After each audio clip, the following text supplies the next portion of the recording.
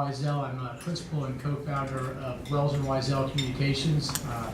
Thanks for joining us this morning. I see a lot of familiar faces this morning, and we've got a great panel that will talk to you about social media and how the media are using social media to do their jobs. I know there's a lot of communicators in the room. We're always looking at how we use social media to do our jobs. And so today's session is kind of flipping it around, and obviously social media is a big part of how news is being broke today. And so we're going to get their perspectives on is it a good thing or a bad thing, really. Kind of good, the bad, the ugly. In terms of Twitter, if anybody's tweeting, the hashtag is #W2 Meet the Press. So we'll get that out of the way. Before we start, the way this is going to work this morning is each of the panelists will talk for about 5 minutes, introduce themselves. You all have their bios in front of you, but they'll introduce themselves and then give you a quick synopsis of how they're using social media to gather, to collect, and report news. But before we start, it was interesting. I was kind of just doing some research on the topic, and I found an interesting article that I'm sort of happy to share with folks. Email to you afterwards, but the Pew Research Center did their 2011 annual report on American journalism, reported some interesting trends. In the past year, every news platform saw audiences stall or decline except for the web. And I think you'll find that these stats are really surprising, by the way. For the first time ever, more people got their news from the web than the newspapers, and the gap for TV is also closing. Newspaper newsrooms are 30% smaller than they were in 2000, and nearly half of all Americans now get some form of local news on a mobile device. So those are the ones that stood out to me. If you look at social media, it's transforming the way journalists are breaking news. For example, news stories around the world are breaking on platforms like Twitter. Obviously, you've seen different things. We were talking this morning about Osama bin Laden's capture and the guy tweeting it. Didn't realize what he was tweeting, but originally that's how it was broken. If you look at the airline crashing into the Hudson River, the very first breaking news was through Twitter. And so there are a lot of competing platforms out there in addition to the traditional journalistic outlets that we have up here. If you look at, again, one reporter noted in this article that Twitter and Facebook are often helping localize international stories. Using Twitter and Facebook and so forth, they were able to find local people with ties to Japan who were waiting to hear from loved ones after the earthquake. And they posted their Facebook site and they were able to get sources for their articles for a story about that. Another reporter talks about using Twitter to get sources right away. I know from our experience, Twitter is a very important tool on our end because a lot of reporters are using Twitter to do just that, which is let people know if they need a resource. We do a lot of security space, for example, and so there's a lot of breaking news there and they're looking for sources. And so we're constantly following, monitoring those sources. And then if you look at trials, a lot of news organizations now, if you can't bring a camera into the courtroom, they're tweeting from it, and they're getting people to follow, keeping people up to date using Twitter as a tool to do that. So that being said, I think there's a number of other examples in this article. Like I said, I'm happy to share with you, but I think the point being is that social media is obviously, I think there's kind of good, bad, and ugly with it.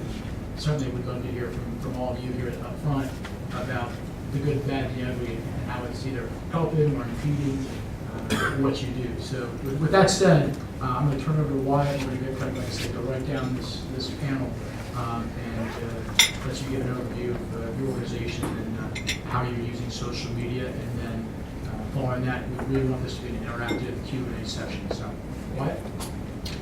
Great, thank you, Evan. And good morning.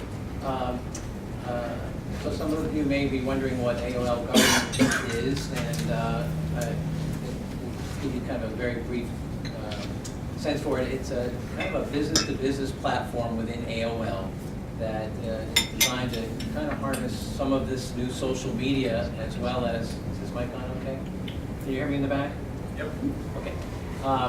And it's part of a group called AOL Industry. We have sites for the government, defense, and energy.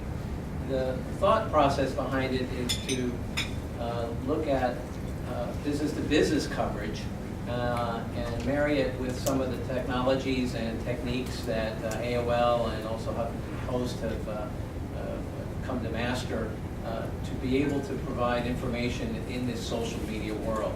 So I'm the editorial director of it. It kind of represents an opportunity for me to actually learn a lot of this social media on the fly. Briefly, what we do, I think we use social media in three basic ways. Part of it is for research and information gathering, so we use primarily a lot of the Twitter and LinkedIn and a little less of Facebook, really, and other social media, but those are the primary ones. As a way to spot news kind of as it's being reported on the fly in different communities. The second way I think we use it are the tools that are evolving out of social media companies, different APIs, different kind of computer-based tools that allow journalists to put more capability into the stories, which I can elaborate on further, but just briefly, we do a lot of linking through LinkedIn. So we have, every time we mention a source or a company, we attach not only a link to it that might go to that company in the traditional sense, but some new technologies that allow us to reach into LinkedIn and pull out their profile. So if you hover over a story link, you will actually see that person's LinkedIn profile and a pop-up box that lets you send them a message. So as you're engaging in stories, you're able to actually be more conversant with the LinkedIn community. And we put some pretty big bets on LinkedIn, because we see that in the business-to-business space as becoming a much more powerful and logical tool for reaching professionals, and we do a lot of other things with that as well. And then, of course, the third thing is the I'll call it sort of the afterlife of stories, the whole discussion thread idea. So there's lots of LinkedIn groups and other groups, but what we try to do is to take a story and build on it. So what we're getting is not only the reaction, but facilitating discussions, finding other sources. And in many cases, it becomes a virtuous circle, because from that we get new ideas that allow us to try to cover things from an original standpoint. That's not necessarily been reported out there, but it's being discussed. And it's one of the ways we're trying to differentiate ourselves, so that we're not just jumping on the news like a lot of the news organizations are, but trying to figure out what's next that people aren't hearing. And I think social media has become a huge enabler of that. So with that, I'll pass it on to my colleagues here, and we can get into more details as we go on. My name is Matt Bearcat. I'm a reporter for Associated Press. I'm the Northern Virginia reporter for AP. AP's a wire service, a lot of newspapers, TV stations, radio, blogs, some blogs subscribe to us, for lack of a better word, and they either use our stuff or they don't, but pretty wide reach. Most newspapers, most TV stations are AP members or subscribers.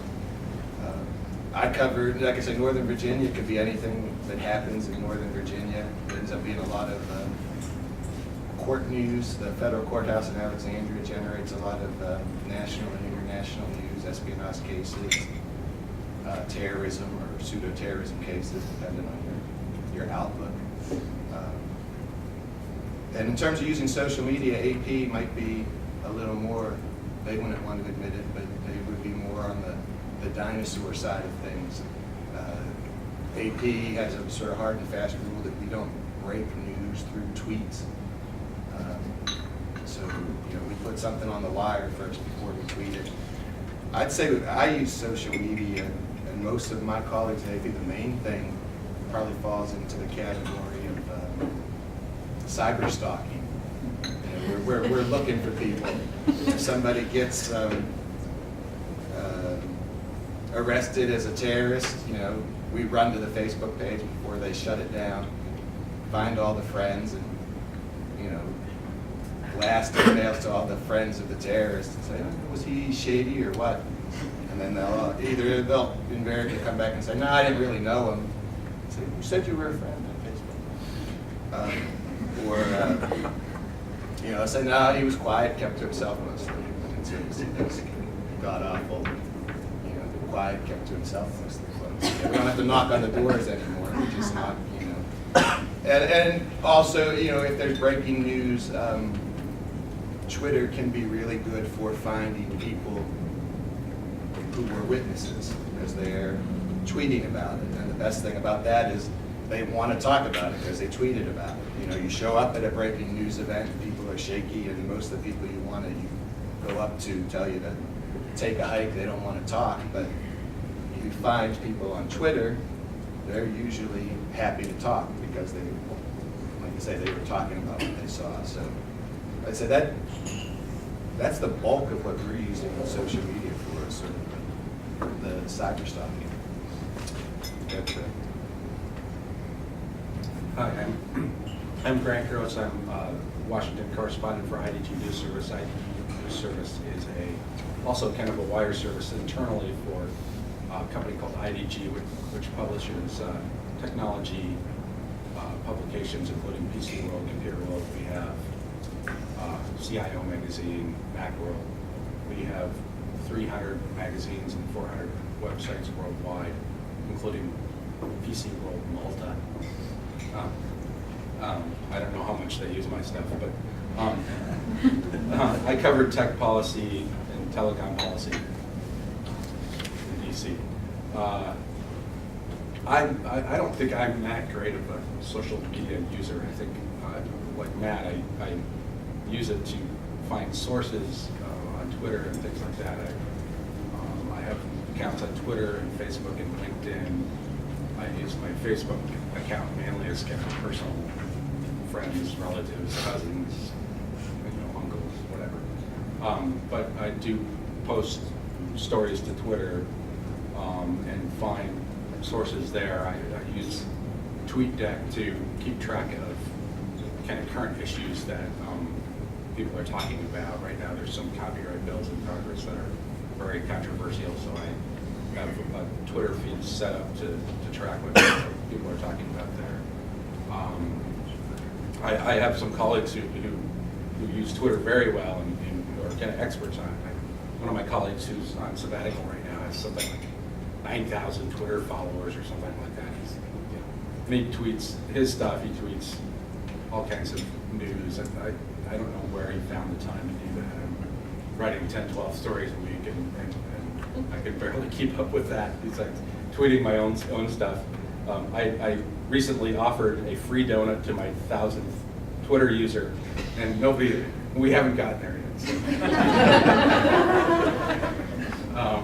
So I'll have to figure out how to send a free donut over the internet when that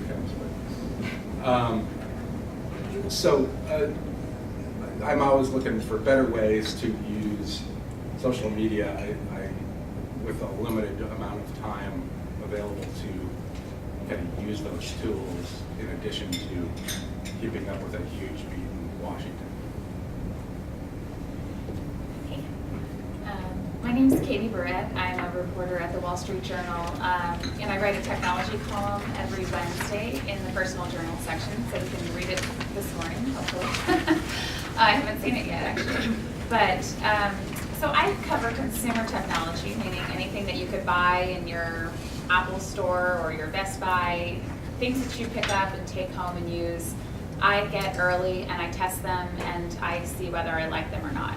I've been doing this for the last 9.5 years and popped right out of college and started the job. So it's been an interesting ride to see how consumer technology has really changed and how social media has become a huge part of our life. At the Wall Street Journal, we use social media to get readers interested in stories they might not otherwise see. You know, if you are coming to our website, you see a certain portion of news stories. If you're coming to our iPad app, you're seeing another group of news stories. If you pick up the newspaper, you see another group of news stories. So social media allows people to give their own spin on those stories. If it's my story,